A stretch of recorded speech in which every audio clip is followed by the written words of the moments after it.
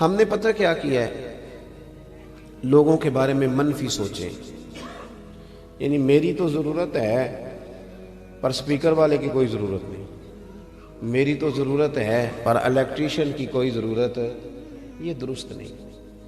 جو بندہ جس مقام پہ بھی ہے اس کی ضرورت کو محسوس کرے، اور اگر آپ کے ساتھ کوئی بندہ تھوڑی سی بھی نیکی کرے تو حل جزاء الاحسان الا الاحسان، نیکی کا بدلہ کیا ہے؟ مشکور زندگی گزارنے کی کوشش کریں۔ اب نہ ہمارے ہاں ایک سوچ ڈیولپ ہوئی ہے بڑی تیزی کے ساتھ، وہ یہ ہے کہ کسی نے بھی میرے لیے کچھ نہیں کیا، سارا کچھ میں نے لوگوں کے لیے کیا ہے۔ بلکہ بہت سارے بچے اب ہمارے بالخصوص جو ذرا 18-20 سال کی عمر میں کچھ کام کرنے لگ جاتے ہیں تو وہ تو کئی دفعہ کہتے ہیں کہ اس کے بعد ابا جی کو بھی خرچہ میں ہی دیتا تھا۔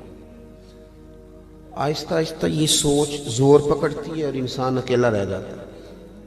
اللہ کے پیارے رسول صلی اللہ علیہ وسلم نے نا تشکر، شکریہ، احسان مندی، احسان شناسی، اس خوبصورتی پر بھی زور دیا ہے۔ فرمایا من لم یشکر الناس ولم یشکر اللہ، جس نے لوگوں کا شکریہ ادا نہیں کیا اس نے اللہ کا بھی کوئی نہیں کرنا۔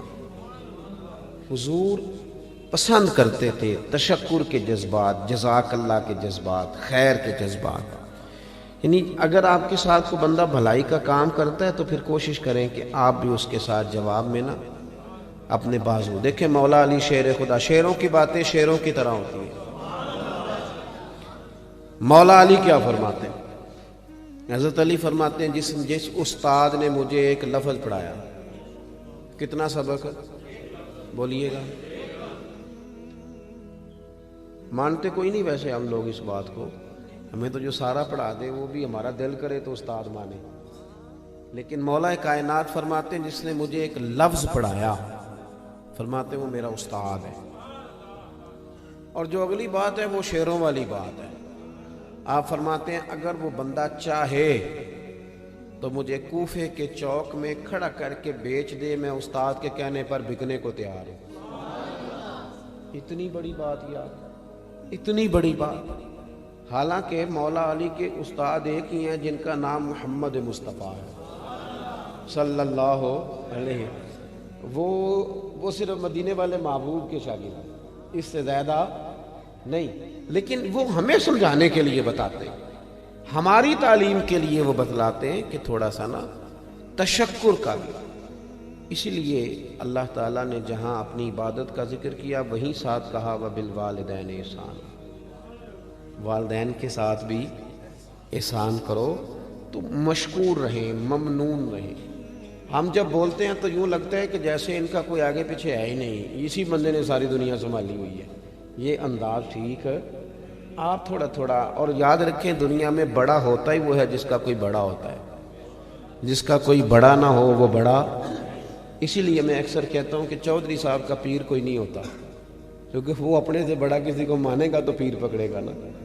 پڑھے لکھے لوگوں کا بھی پیر ہے، آج کل مذہبی لوگ بھی، خطیب، واعظ، نعت خان، نقیب اللہ ماشاءاللہ، ان کا بھی پیر نہیں ہوتا، سب کی بات نہیں کرتا، اس لیے کہ جیڑا ہاتھے چڑھ گیا وہی سیدی مرشدی، ختم ہو گئی بات، کون مطلب کسی کو باقاعدہ مانے۔ اور ویسے بھی جو میری طرح کے لوگ ہوتے ہیں مرید نہیں ہوتے، وہ سیدھے سیدھے خلیفہ ہی ہوتے ہیں، وہ زیادہ آسان کام یہی ہے۔ اور پڑھے لکھے لوگ بھی یہ کام نہیں کرتے۔ اور تیسری بات، جس کے پاس 4 پیسے آ جائیں وہ بھی کسی کا احسان ماننے کو تیار نہیں ہوتا، کسی کو اپنا بڑا ماننے کو تیار، آپ اکیلے رہ جائیں گے، تنہائی محسوس کریں گے، آپ کو یوں لگے گا کہ میرے پیچھے شاید کوئی بھی دعا کرنے والا نہیں۔